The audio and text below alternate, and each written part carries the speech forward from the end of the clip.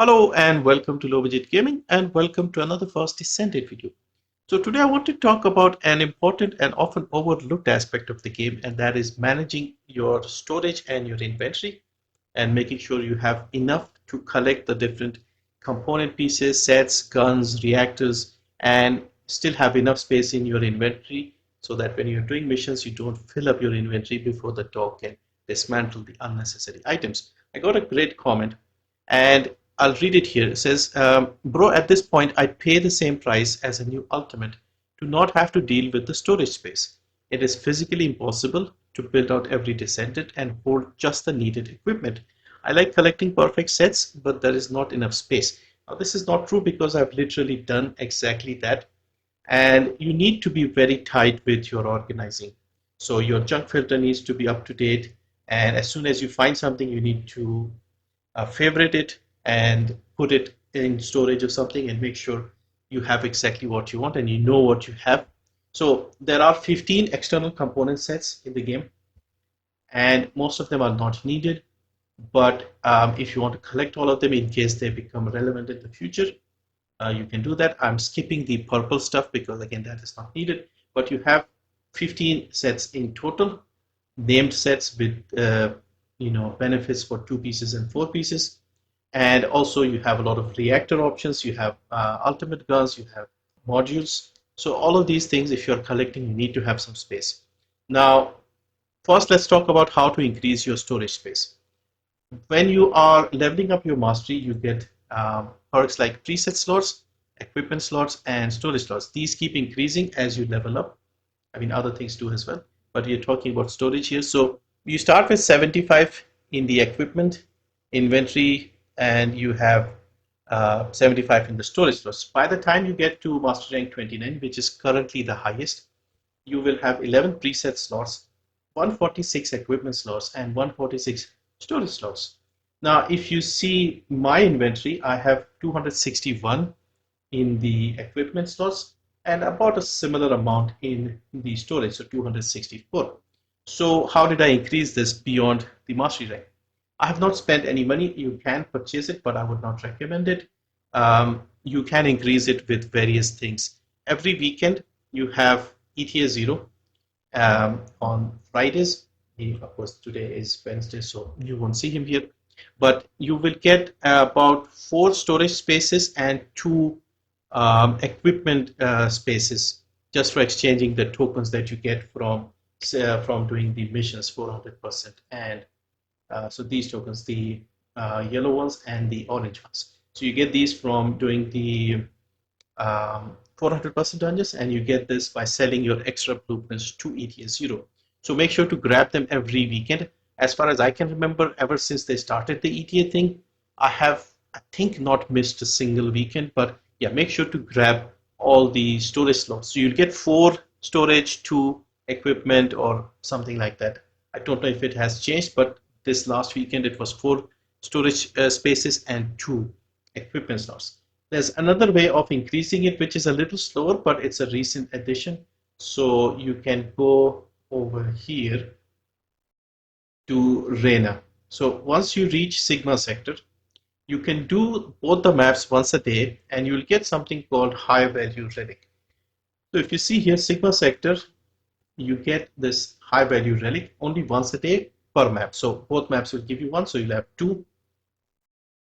Okay, so those 2 high value relics, you can come to Rena and you can exchange them for equipment slots or storage slots. So I have 7 here. When I have 10, I can buy 1 storage slot or equipment slot. As you can see, I have bought 14 of these, so it'll cost 10 each, so 140 for 14 storage slots. So you can use this to increase your space a little further.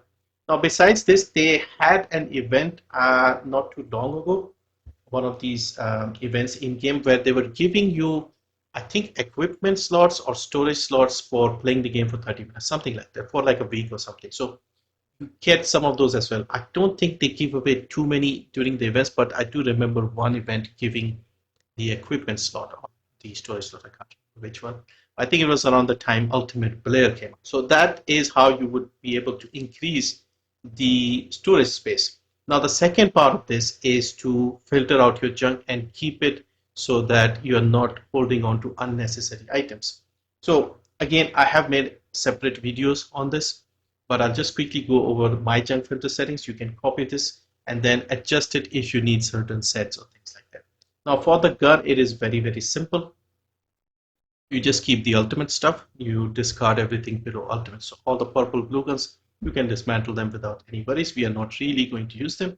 So with the junk filter, weapon tier ultimate, weapon level 1. Level 1 here because when you research ultimate weapon, it comes out at level 1.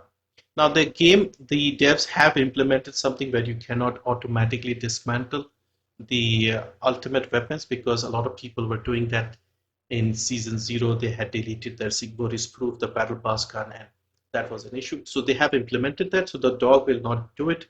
You'll have to manually select and dismantle them, unless and you won't really need to do that. Now weapon with enhanced unique ability, you exclude that feature. Only the ultimates have that. So if you have this setup, this is basically not needed, but yeah, you can select this filter and you'll not have to worry about it. Now another thing is, when you do get a gun, even if it's a blue or purple, and you want to hold on to it, make sure to register it. So you register by pressing the U button. So it'll put a heart symbol here, and basically then it won't get deleted automatically. So that is for the gun. For the reactor, now this will depend on what reactors you're looking for which descendant you are building. I have made an extensive guide on reactors, but basically what I would recommend is, if you're watching, let's say, a build guide, a YouTuber, or like somewhere else, put the reactors that you want in the junk filter settings and just keep them. So let's say if you're watching my video for Ultimate Frena, I would say tech, skill power, boost ratio, and skill cooldown. Those are the things you want. So you would go here into the junk filter settings, and you would go tech, skill power, boost ratio, and you would go with cooldown. The reason I'm selecting blue here is because we now have the option to enhance them. It is expensive to enhance the blue ones. However, it's easier to just get something, and eventually you can gradually increase the stats to max gold. Because if you select like 2 gold options or something, it will be very rare to get a reactor with both those things. Now for the rest of the settings here, make sure it is level 100 and ultimate. So ultimate and level 100. Make sure it excludes anything that has been enhanced. So if you have an enhanced reactor, it doesn't get dismantled. Over here, you select use, so that you use these options. And then number of option matches, you want both these options to be on the reactor, otherwise discard the reactor. So very simple once again. So I'll just remove this here because I don't really need another reactor for Frena. And so this is what you need. So when you're hunting for reactors, let's say you're going for Nell reactors, and do we have, because a new week has started. Last week was a really good mission for getting reactors for Nell. So let's say Nell, we know she's non-attribute, and she is also going to be tech or fusion type. So let's say we are looking for the tech reactor. There's one in the mining site, one in hatchery. I would avoid hatchery at all costs. Mining site, you can do some missions here. This one tends to be good. You can run this mission, set the filters for tech and cooldown, and you will get the reactor for Nell eventually, and your dog will dismantle everything else that drops. So this is how I would say go with the farming of reactors, so that your inventory is never filled up with unnecessary things. Now if you are looking for various options, just put all of them in the junk filter. So let's say you wanted a reactor for somebody else, you can put those options in there. You want something with range on it. Let's say you wanted a reactor for fighting a Colossus with Ines, for example. So for Ines, you would go with crit damage, and you would go with additional skill attack when attacking Colossus. So you would do this, and you want one of these. Now keep in mind, the options will be saved, and it will not filter out the type of reactor. So you could get these options on this reactor, so you'll have to manually delete them every now and then if you don't want that. But yeah, this is how you would keep things simple and collect the things you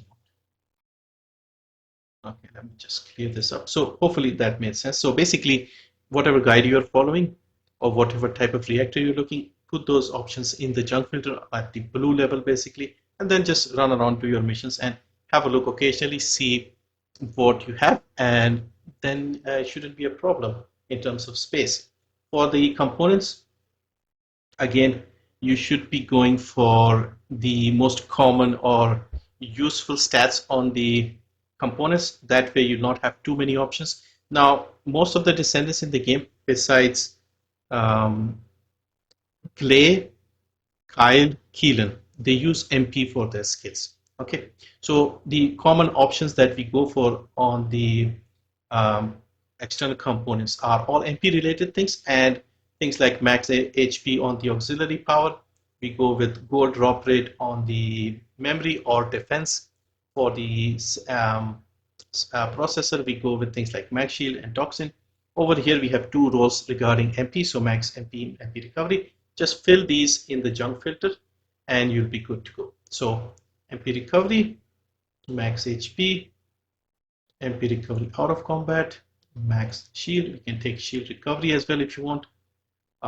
We can use us looking for one for glaze. So I'll just remove these to keep it simple. And we want gold drop rate, MP recovery modifier, max MP, and we can take toxin resistance on the processor. So for these four pieces with the stats I have here, these are the filter settings. So again, this is independent of the set. These are just the stats, so you could get these stats on any external component set. Now with the external component sets, even if you're collecting all of them, you're unlikely to be using all of them. The main ones that people use are the Slayer set, the Annihilation set, you have the Plague set for Freyna and Keelan, you have the Enlightened Mage for a lot of the non-attribute descendants. We are using the Bravery set these days, Ascending Armory for Serena, Firebrand, and Shell Crusher for Clay. In combination of that, Hunter set is also good for cooldown. So these are the main sets. There are a lot of other sets, but most of the others are not needed. But if you wanted to collect all of them, I would say go with the MP roles on all of them. And once you have the ones you want, you can remove these filter settings and just dismantle everything. Now, dismantling is a very important part of this game, not just to organize and clean up your storage, but also because dismantling will give you a lot of extra resources that are used for leveling up these things and making other and researching other things. So make sure to have a lot of things getting dismantled frequently. Also, what I would say is once you have enough storage, put everything in storage that you're not using, most of it. Even if you are putting the stuff, let's say, even if I put the Freyna related stuff and I'm not using Freyna, you can get them back anytime using the presets. So this is another thing I've seen people not take advantage of, at least newer players and returning players. So if you reach mastery level 29, you get 11 preset slots. Okay, I would like more, but you get 11 for free. You can buy some more, they are kind of expensive. But basically have your favorite descendants that you play frequently, have a prepared loadout basically. So for VSA, I have VSA at 40. I'm using the first optimization condition, like in terms of the skin or whatever. We have the mod page. So this is the second page on the mod. Absolute Zero, this is the arcade tuning board. I call this Absolute Zero. You have three there. You can name them different way.